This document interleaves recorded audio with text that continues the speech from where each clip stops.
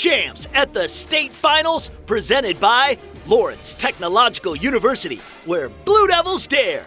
The Michigan High School Athletic Association, promoting the value and values of educational athletics.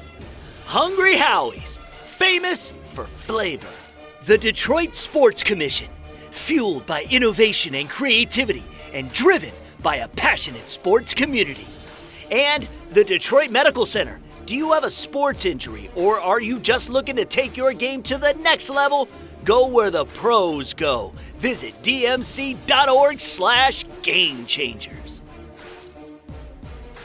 Hi everybody, and welcome to another edition of State Champs at the State Championships. This particular program showing love to the bowlers, the Team Bowling Michigan State Championships. We've got coverage from every single division, and we're going to begin in Division 4. I'm Ryan Slocum in Lansing for the Division IV Team Bowling State Finals, with Farwell taking on the 2011 champion Grass Lake.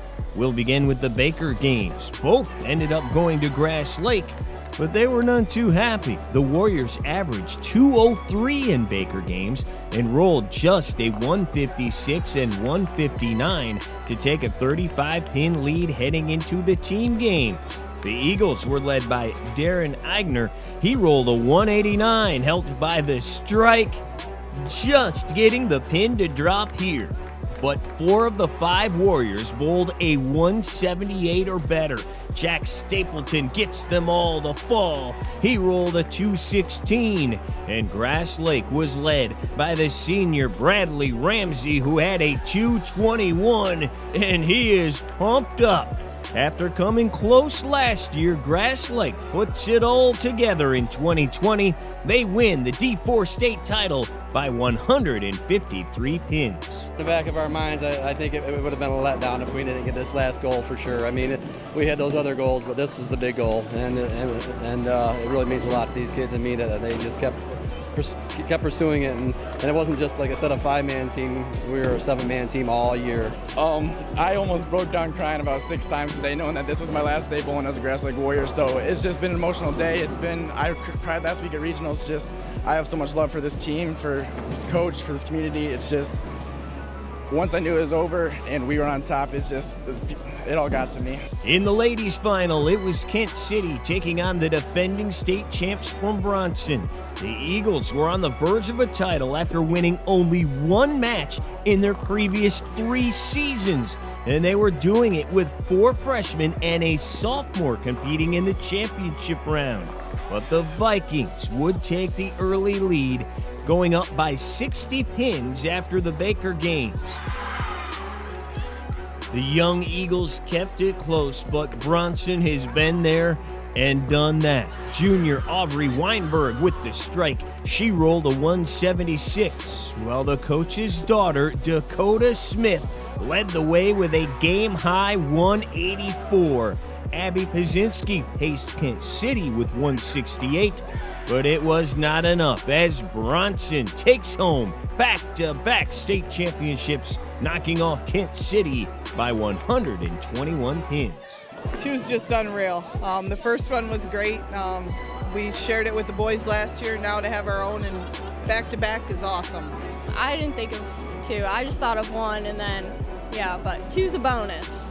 2's a bonus. Honestly, we worked really hard in the off-season and during the season to make it.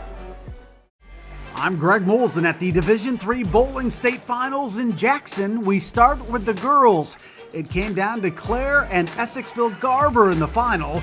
In the first Baker game, the Pioneers jumped out to a 12-pin lead, winning 177 to 165. But the Dukes bounced back strong in the second Baker game, winning 188 to 142 to take a 34-pin lead into the team game. Claire was led by Sydney Swartz, who had the high score of the day at 210. She was followed closely by her teammate Jenna Betts, just 2 back with a 208.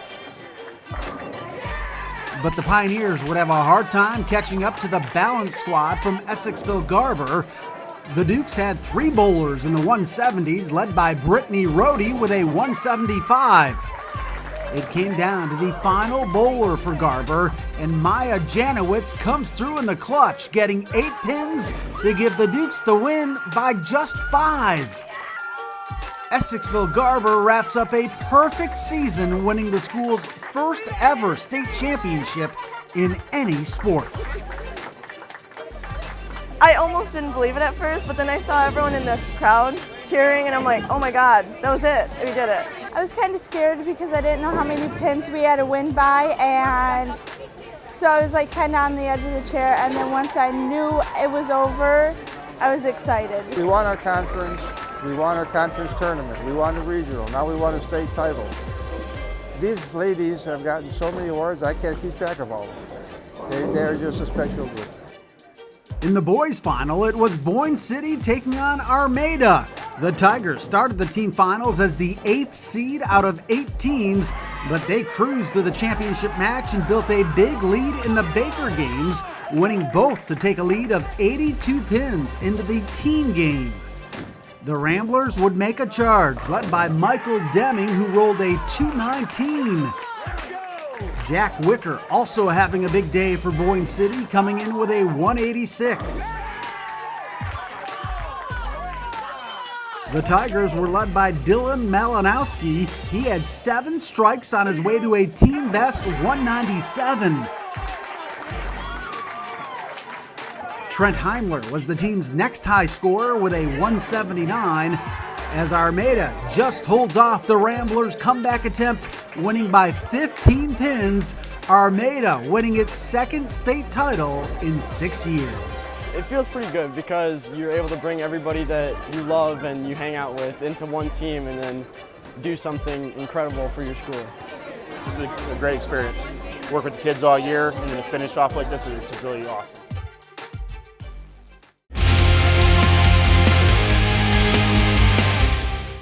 Today we'd like to introduce you to the MHSAA Student Advisory Council. The Student Advisory Council is a group of 16 student athletes from MHSAA member schools which meets throughout the year and acts as the voice of Michigan's student athletes. In addition to serving as a sounding board for the MHSAA staff and representative council, Student Advisory Council members assist in the planning and execution of student leadership events, such as captain's clinics, sportsmanship summits, and the Battle of the Fans. Council members have helped develop leadership training materials and videos which have been used nationally, and work with Michigan State University's Institute for the Study of Youth Sports on issues impacting high school sports. They also assist with trophy and medal presentations at MHSAA tournaments, sometimes after actually playing in a championship game. Sophomores interested in being part of the Student Advisory Council can download the application on MHSAA.com.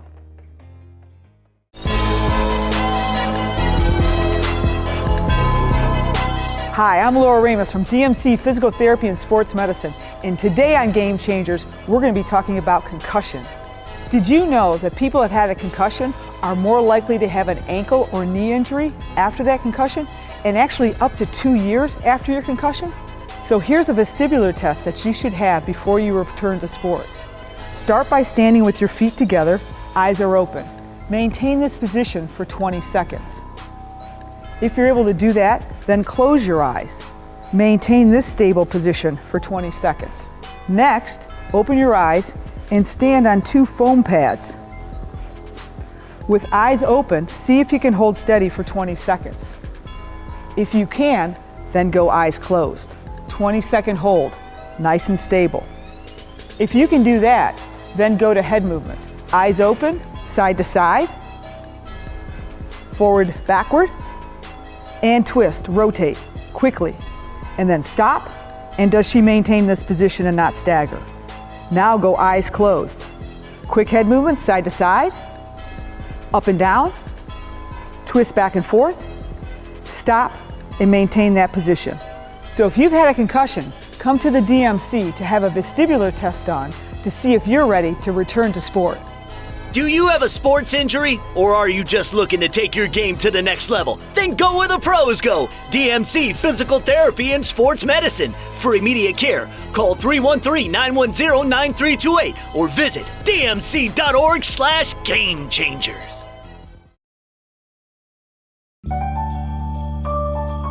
I chose Lawrence Tech for the architecture program and volleyball team. Architecture is a great fit for me because I love math and design.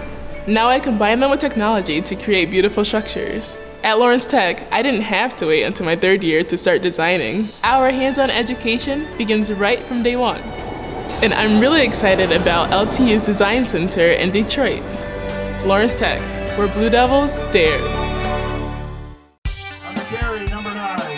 My dad and my grandfather are officials. I've grown up around officials and seeing how much they enjoy being part of the games. As a student athlete, I've always appreciated the people out there who are willing to give back to the kids. The Legacy program lets me officiate while I'm still in high school, working younger kids' games. Officiating gives me a better understanding of the game. I get to make some pretty good money for a high school kid, and I even get to spend some quality time with my dad. There's help wanted. Just whistle. Asiago, butter. Honey, look at this. 40,000 flavor combinations, and I've had almost every one. Asiago, butter, cheese, Cajun. The flavored crust combinations are endless. It's the greatest thing that ever happened. Yeah, I'm gonna go. To get more pizza? Yeah. No, to call your mother. Wow. Don't go. I need that equation. Now get a meal deal to fit any budget at the home of flavored crust. Hungry? Howie!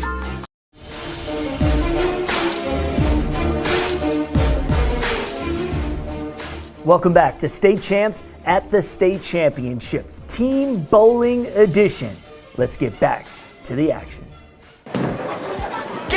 We're here inside Century Bowl Lanes in Waterford for the Division II Boys and Girls Team Bowling State Finals. After a long day of qualifying rounds, the top 2 seeded teams squaring off in the finals were the boys from Cadillac, who knocked out the defending state champs New Boston Huron in the semis, and Jackson Northwest, who looks to continue their magical run. Who will reign supreme of the lanes? Let's find out. Starting with the Baker games. Both teams came out on a roll, but it was the boys from Cadillac who would take the first game. Jackson Northwest would come back and take the second Baker game, but Cadillac would have a 9-pin lead into the team game. The intensity heightened in the team game, where Cadillac's own Dylan Vermilia led all bowlers with a score of 237, and Corbin Keller, who was second on the team with 211, but that wouldn't match up with the guys from Jackson Northwest.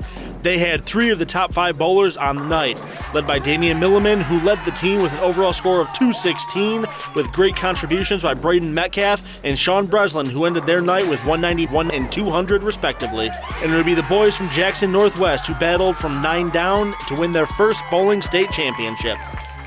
Today was awesome.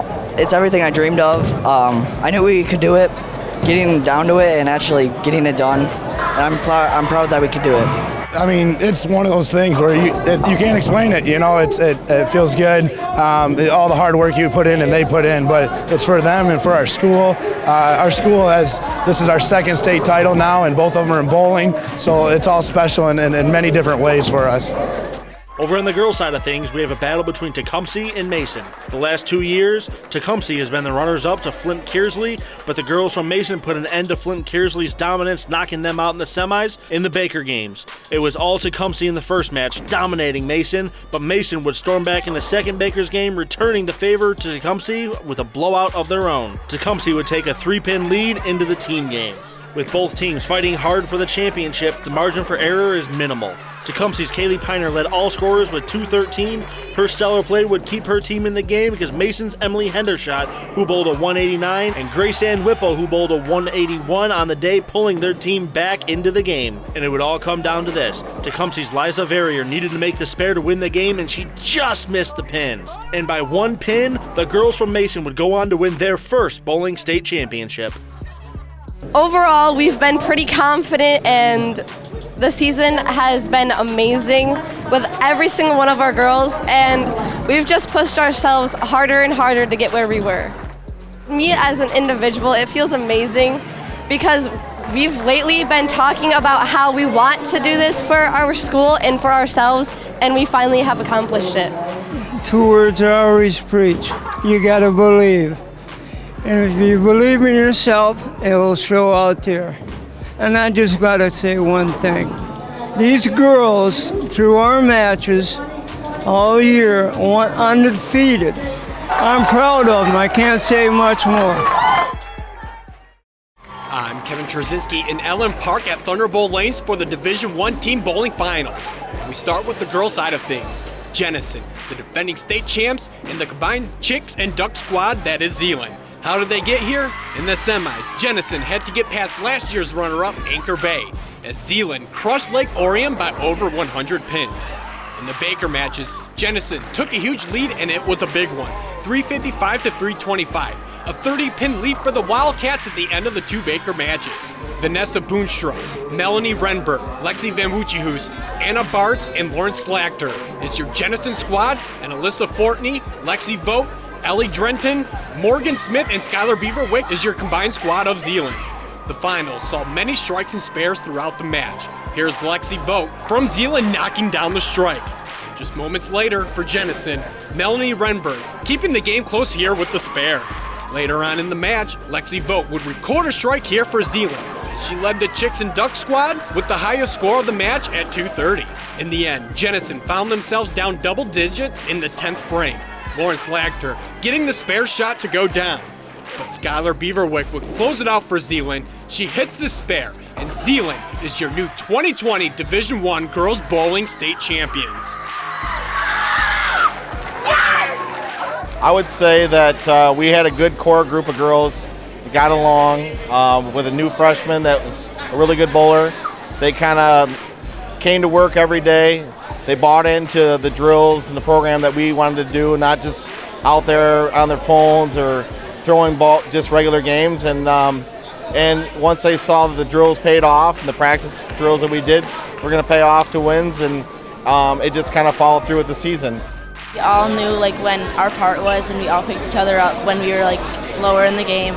We all kept our heads up, and like cheering on like is a big part of our team, especially. And like if we're down, you can tell we're down because we're not cheering. But cheering makes us like stronger, and I feel like that showed big time in the top game. Oh, it means the world. That's why both of our ADs are here. People say whatever, bowling's not a sport or whatever. But it is, it's huge. You can see it in the high school program, in the junior golds and MJMAs. And these 2 ADs that were here all day today, they saw it. They couldn't believe, they were yelling and screaming. Zeeland itself knows they love the bowling program, and it's gonna be huge. They know it. It'll be big back at home to see that we brought home another state title in a different sport. Now to the boys showdown. Utica, Eisenhower, and Salem squared up in the finals after they defeated Davison and Farmington in the semis. Representing the Rocks of Salem, Jay Karowski, Don Pirelli, Brendan Chorian, Jonathan Hall, and Noah Samuels. Salem had the lead after the Baker rounds 414 to 370. The Eagles of Eisenhower were led by Jacob Matheson, Austin Vanderbrink, Nolan Horn, Carter Milasinovic, and Dylan Kelly. Utica started off hot in the final match. Carter Milasinovic living life on the edge. The X marks the spot. Bingo. The Rock's top scorer, Brendan Chorian, calm, cool, and collecting the strike. He had the top score for Salem, shooting .225 in the final match. Here is Nolan Horn for Utica. The smooth roll is a strike, and Horn posted the top score for the Eagles at .237. And the final score came down to 5 pins. And here is Dylan Kelly clinching the title with the strike. Utica Eisenhower is your new 2020 Division I Boys Team Bowling Champions.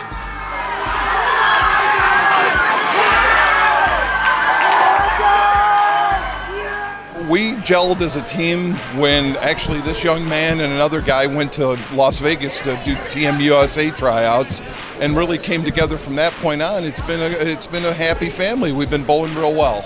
Well, it means everything. I mean, it's Ike's first state championship, so we're excited to go back and show it off. All right, we hope you enjoyed the program. Remember, all of State Champs programming is presented by Lawrence Technological University. Take a tour today. Recruit yourself. Check it all out beginning at ltu.edu. Make sure you stay connected with State Champs on social media, whether it's Facebook, Twitter, Instagram, or YouTube. Of course, we want you and encourage you to download our brand new free app. It's available on Apple and Android, and now Fire Stick and Roku TV. Just search State Champs Network.